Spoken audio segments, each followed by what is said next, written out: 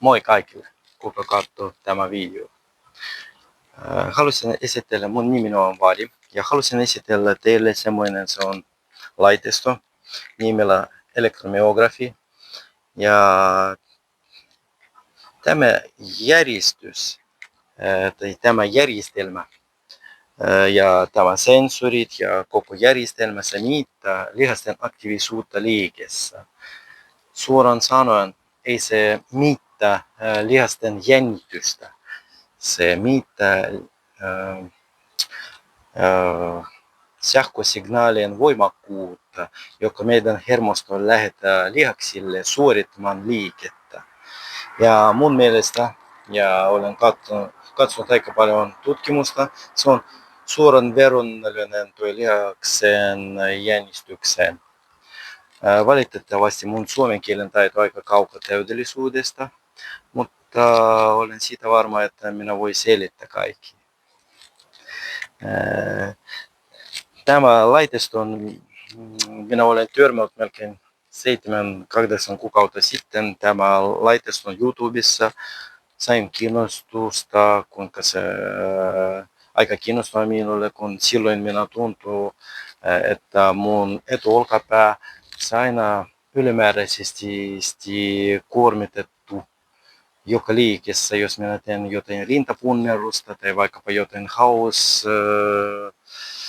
kääntöä. Ja tuntuu, että saattaa aina vähän kuumottava kipu joskus silloin tällöin. Ja minä tuntuu, että se on ylimääräisesti rasitettu. Ja kun minä olen törmännyt tämä laiteisto, minä katson aika paljon YouTubesta, miten se toimii, mikä se on, miten minä voin käyttää siitä. Ja sitten kun minä olen miettimässä, että haluaisin saada se itsekseen, huomasin, että se on aika kallista järjestelmä. Maksaa liikaa. Ja minä aloitin etsimään Suomesta, mistä minä voin saada semmoinen palvelu, vaikka tarkistaa vaikka pari lihasryhmää. Ei se onnistui valitettavasti, ymmärsin, ei ketä teki tämä palvelu Suomessa. Ja sitten minä lopetin etsimään, miettimään, mun subjektiivinen tunne riittää. Ja olen etsimässä, missä liikessä mun etuolkapää toimii vähemmän ja kaikki muut lihaksen aktiivisuutta riittävästi. Mutta sitten melkein pari kuukautta sitten minä olen keksinyt semmoinen oma ohjelma, kun minä haluaisin kuormittaa sama lihasryhmä, haluaisin treenata pari kertaa viikossa. Se johtui siitä, että kaikki tutkimukset sanovat, että proteiinisynteesi koholla 24-72 tuntia. Ja se riippuu kuinka vanka henkilö ja kuinka kokenut kuntosalissa se on. Minulla on tällä hetkellä kokemusta kuntosalissa yli 13 vuotta. Tulen kuntosalille aika aikuisena, 37-vuotiaana. Ja kävin silloin tällöin, vain viimeisiä pari vuotta minä aloitin tarkistaa kaikki tutkimuksia, lukea paljon, etsiä tietoa paljon, miten se toimii, miksi se toimii ja mitä voi saada parempia tuloksia. Ongelma on vain siitä, että minulla ei riittävästi kuuria, valitettavasti. Minä tiedän kaikki, miten pudottaa painoa tai polttaa rasvaa oikeasti. Se on helppo. Pari vuotta sitten minä sain 10% rasvaa kropassa. Se oli todettu bioimpedanssia tai kehon koostumusmitauksella. Ja sitten jälkeen minä alkoi lihasmassan lisääntämistä.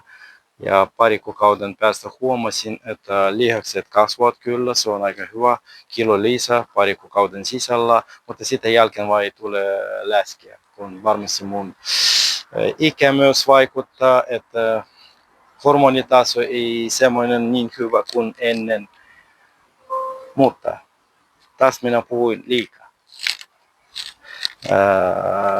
Minä haluaisin näyttää teille, tai siis tällä hetkellä minulla on semmoinen idea. Tämä on esittelyvideo, joka on minä olen puhumassa.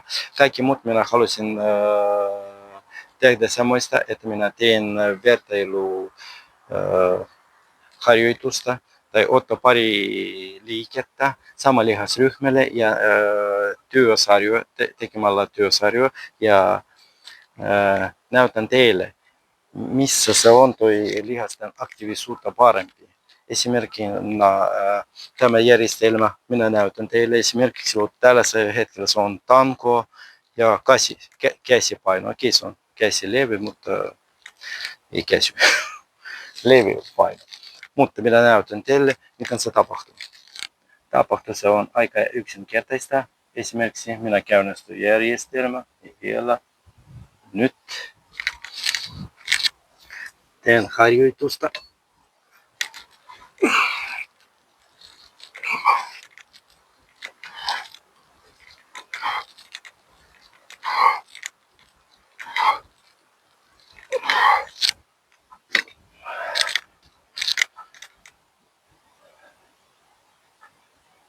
Stoppaan.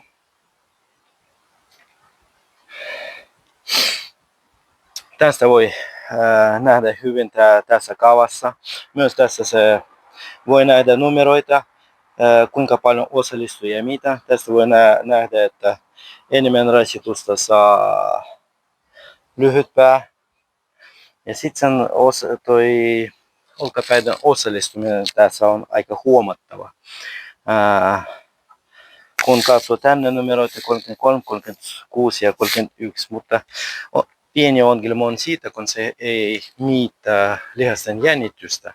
Mä voin sanoa, että sähköinen aktiivisuus eri lihassa se on erilainen. Mistä se johtuu? Se johtuu, kun pienempi lihasryhmä, se kovempi sähkövoimakkuutta siellä. Mistä se johtuu? Se johtuu hermostolta. Mä en tiedä oikeasti, miten se toimii, mutta se toimii näin. Kun hauksilla esimerkiksi aika kova toi aktiivisuutta. Tässä meillä on toi ylärinta. Tässä on aika pieni toi lihas. Semmoinen. Toi voi näyttää. Ja tässä esimerkiksi signaali aika kovempi kuin esimerkiksi keski- ja alarinnalla. Mun tapauksessa, kun minä olen jo tarkistunut vähän, tässä voisi olla 7000 mikrovolttia ja tässä voi olla 2,5. Ja se on tämä lihasalueelle se on 100% 2,5 ja tänne 7000. Ja jos minä teen joku vaikka rintapunnerusta, ja se näyttää tässä 2,5 tonnia ja tässä 5 tonnia. Ei se tarkoita, että tämä lihas toimii enemmän kuin tämä. Se tarkoittaa, että tämä 100% toimii ja sitten se pitäisi ymmärtää oikein.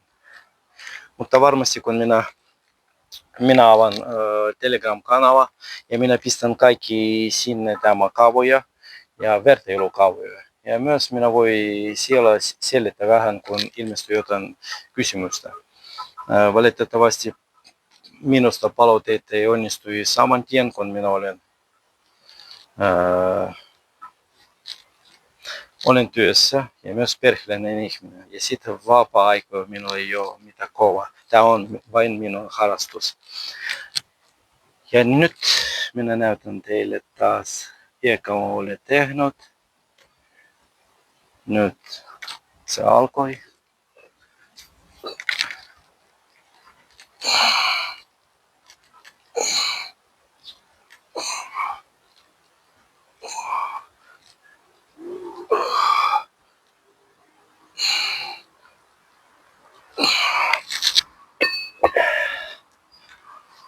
Oho. Semmoista.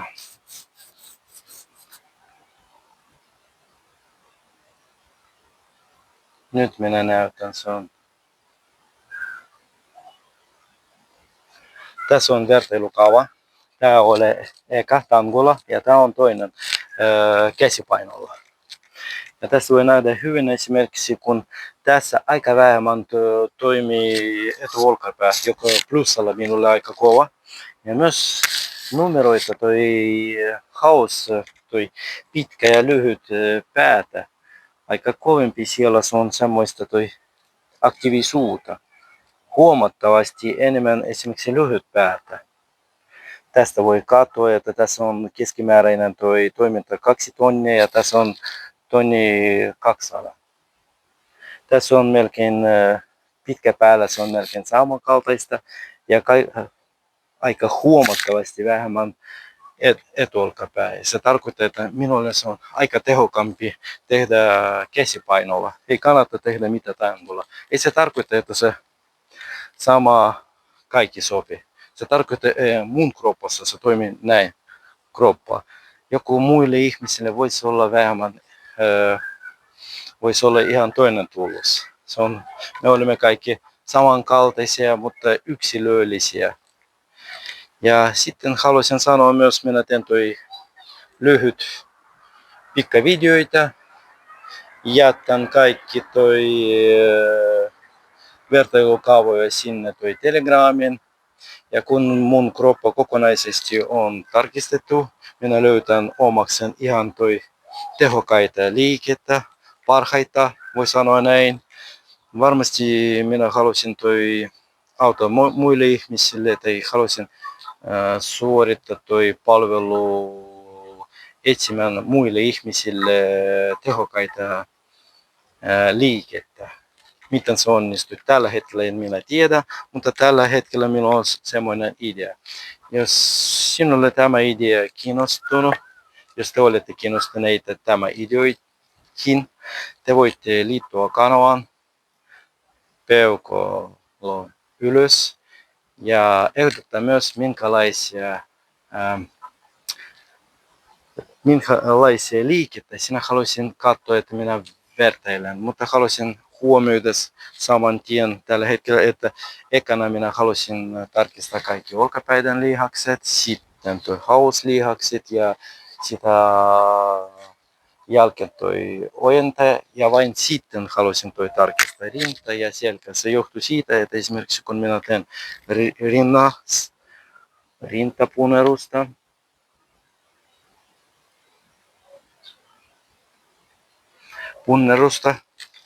saman tien voi huomioida,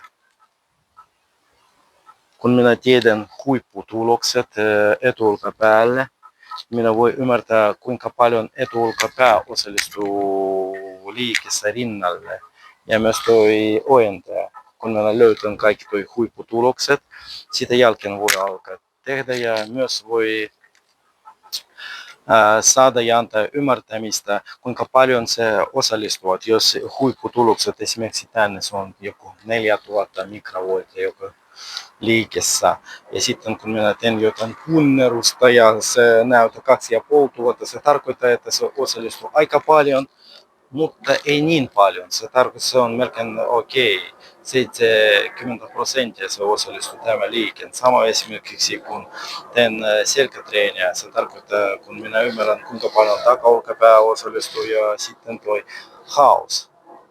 Kun yleensä lasketaan näin, jos sinä teet joku toi liikettä toi seljälle, haukselle voi lasketa 0,5%, tai jos ykkönen, se on ykkönen ja se on vain puoliksi.